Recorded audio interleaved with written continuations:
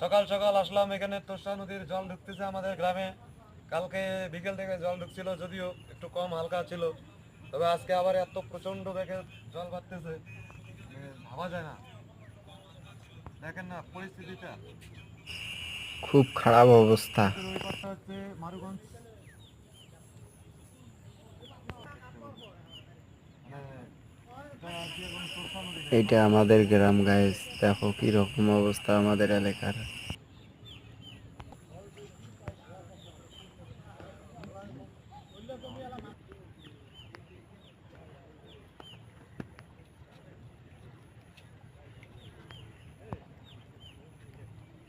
নদী সবকিছু শেষ করে দিল।